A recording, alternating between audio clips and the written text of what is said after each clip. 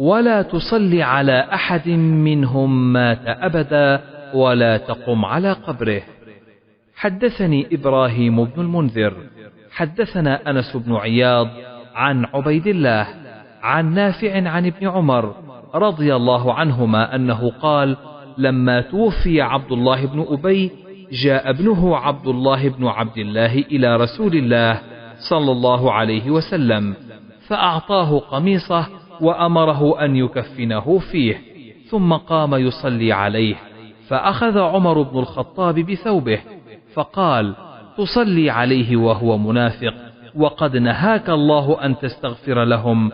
قال: إنما خيرني الله أو أخبرني فقال: استغفر لهم أو لا تستغفر لهم، إن تستغفر لهم 70 مرة فلن يغفر الله لهم. فقال: سأزيده على 70. قال: فصلى عليه رسول الله صلى الله عليه وسلم وصلينا معه، ثم أنزل الله عليه: ولا تصلي على أحد منهم مات أبدا ولا تقم على قبره، إنهم كفروا بالله ورسوله وماتوا وهم فاسقون. سيحلفون بالله لكم إذا انقلبتم إليهم لتعرضوا عنهم فأعرضوا عنهم، إنهم رجس ومأواهم جهنم جزاء بما كانوا يكسبون. حدثنا يحيى حدثنا الليث عن عقيل عن ابن شهاب عن عبد الرحمن بن عبد الله أن عبد الله بن كعب بن مالك قال: سمعت كعب بن مالك حين تخلف عن تبوك: والله ما أنعم الله علي من نعمة بعد إذ هداني أعظم من صدق رسول الله صلى الله عليه وسلم أن لا أكون كذبته فأهلك كما هلك الذين كذبوا حين أنزل الوحي. سيحلفون بالله لكم إذا انقلبتم إليهم إلى الفاسقين. وآخرون اعترفوا بذنوبهم خلطوا عملا صالحا وآخر سيئا، عسى الله أن يتوب عليهم، إن الله غفور رحيم. حدثنا مؤمل هو ابن هشام حدثنا إسماعيل بن إبراهيم حدثنا عوف حدثنا أبو رجاء حدثنا سمرة بن جندب رضي الله عنه قال: قال رسول الله صلى الله عليه وسلم لنا: أتاني الليلة آتيان فابتعثاني، فانتهينا إلى مدينة مبنية بلبن ذهب ولبن فضة، فتلقانا رجال شطر من خلقهم كأحسن ما أن ترى وشطر كأقبح ما أن ترى. قال لهم: اذهبوا فقعوا في ذلك النهر، فوقعوا فيه ثم رجعوا إلينا قد ذهب ذلك السوء عنهم فصاروا في أحسن صورة. قال لي: هذه جنة عدن وهذاك منزلك. قال: أما القوم الذين كانوا شطر منهم حسن وشطر منهم قبيح فإنهم خلطوا عملا صالحا وآخر سيئا، تجاوز الله عنهم. ما كان للنبي والذين آمنوا أن يستغفروا للمشركين. حدثنا إسحاق بن إبراهيم حدثنا عبد الرزاق أخبرنا معمر عن الزهري عن سعيد بن المسيب عن أبيه قال: لما حضرت أبا طالب الوفاة دخل عليه النبي صلى الله عليه وسلم وعنده أبو جهل وعبد الله بن أبي أمية، فقال النبي صلى الله عليه وسلم: أي عم، قل لا إله إلا الله أحاج لك بها عند الله. فقال أبو جهل وعبد الله بن أبي أمية: يا أبا طالب، أترغب عن ملة عبد المطلب؟ فقال النبي صلى الله عليه وسلم: لأستغفرن لك ما لم أنه عنك. فنزلت: ما كان للنبي والذين آمنوا أن يستغفروا للمشركين ولو كانوا أولي قربى من بعد ما تبين لهم أنهم أصحاب الجحيم.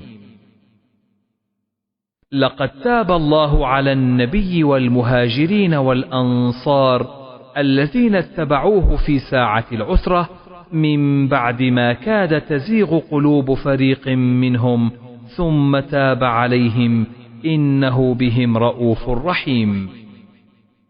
حدثنا أحمد بن صالح قال حدثني ابن وهب قال أخبرني يونس قال أحمد وحدثنا عنبسة حدثنا يونس عن ابن شهاب قال أخبرني عبد الرحمن بن كعب وكان قائد كعب من بنيه حين عمي قال سمعت كعب بن مالك في حديثه وعلى الثلاثة الذين خلفوا قال في آخر حديثه إن من توبتي أن أنخلع من مالي صدقة إلى الله ورسوله.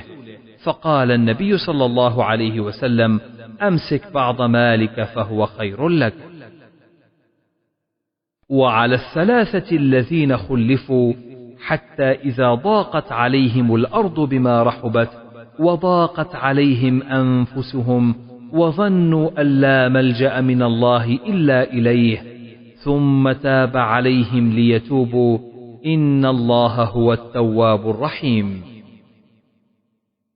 حدثني محمد حدثنا أحمد بن أبي شعيب حدثنا موسى بن أعين حدثنا إسحاق بن راشد أن الزهري حدثه قال أخبرني عبد الرحمن بن عبد الله بن كعب بن مالك عن أبيه قال سمعت أبي كعب بن مالك وهو أحد الثلاثة الذين تيب عليهم أنه لم يتخلف عن رسول الله صلى الله عليه وسلم في غزوة غزاها قط غير غزوتين غزوة العسرة وغزوة بدر.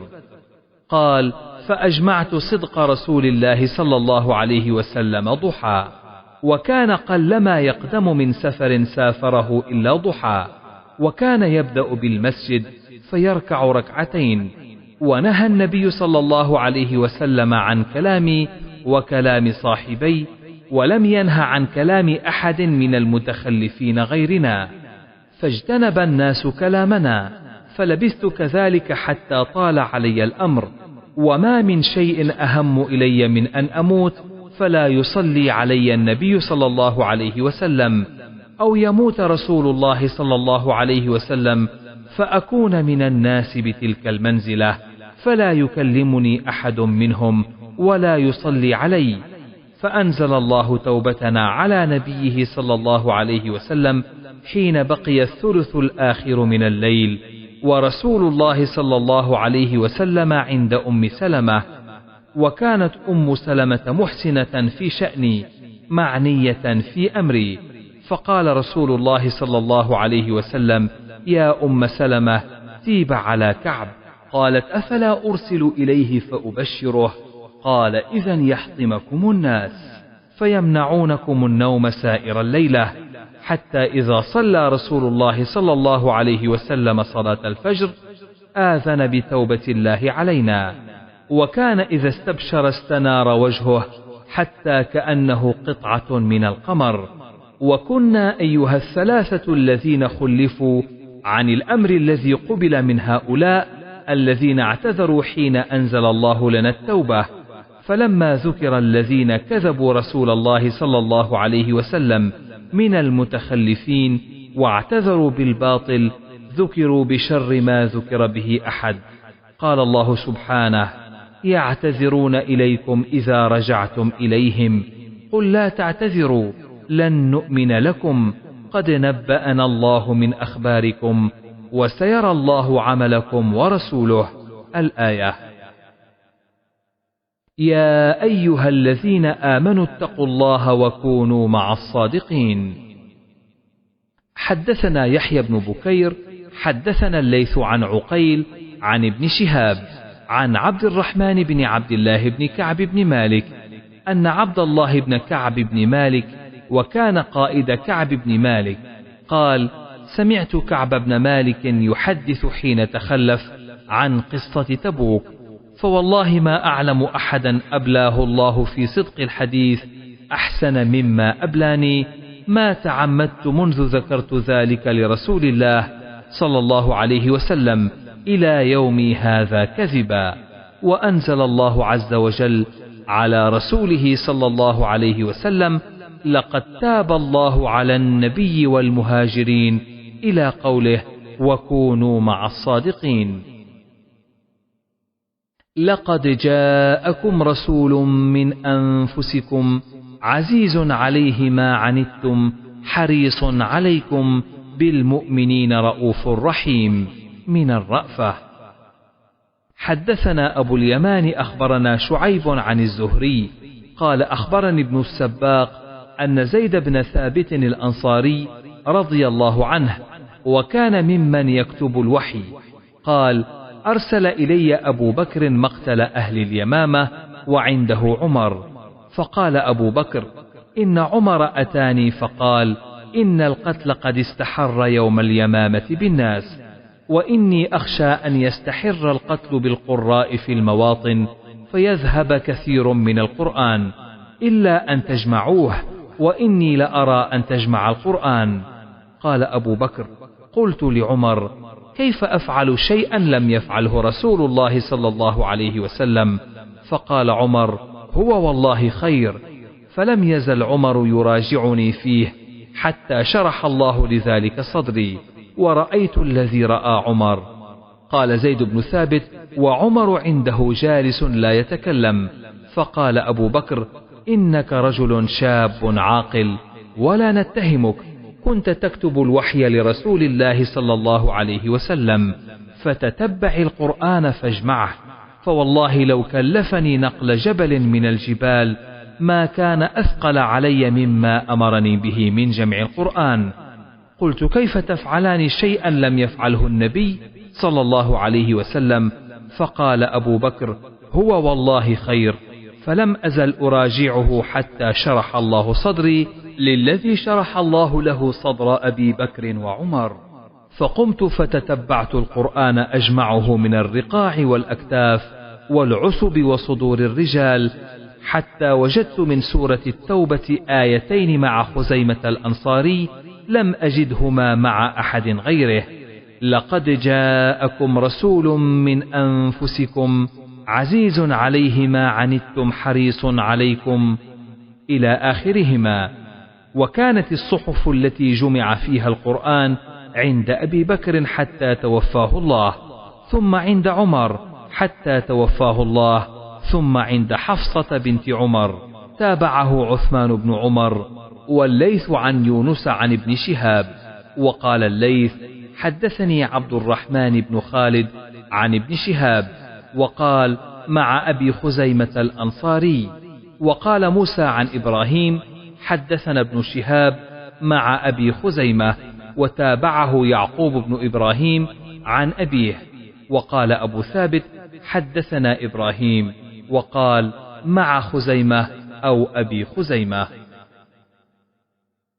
بسم الله الرحمن الرحيم. سورة يونس. وقال ابن عباس فاختلط فنبت بالماء من كل لون. وقالوا اتخذ الله ولدا سبحانه هو الغني. وقال زيد بن أسلم أن لهم قدم صدق محمد صلى الله عليه وسلم. وقال مجاهد خير يقال تلك آيات، يعني هذه أعلام القرآن. ومثله حتى إذا كنتم في الفلك وجرين بهم، المعنى بكم، دعواهم دعاؤهم، أحيط بهم دنوا من الهلكة، أحاطت به خطيئته، فاتبعهم وأتبعهم واحد، عدوى من العدوان. وقال مجاهد يعجل الله للناس الشر استعجالهم بالخير، قول الإنسان لولده وماله إذا غضب اللهم لا تبارك فيه والعنه، لقضي إليهم أجلهم، لأهلك من دعي عليه ولأماته. للذين أحسنوا الحسنى مثلها حسنى، وزيادة مغفرة، الكبرياء، الملك. وجاوزنا ببني إسرائيل البحر فأتبعهم فرعون وجنوده بغيا وعدوى، حتى إذا أدركه الغرق قال آمنت أنه لا إله إلا الذي آمنت به بنو إسرائيل وأنا من المسلمين. ننجيك نلقيك على نجوة من الأرض، وهو النشز، المكان المرتفع. حدثني محمد بن بشار حدثنا غندر حدثنا شعبة عن أبي بشر عن سعيد بن جبير عن ابن عباس قال: قدم النبي صلى الله عليه وسلم المدينة واليهود تصوم عاشوراء، فقالوا: هذا يوم ظهر فيه موسى على فرعون. فقال النبي صلى الله عليه وسلم لأصحابه: أنتم أحق بموسى منهم، فصوموا.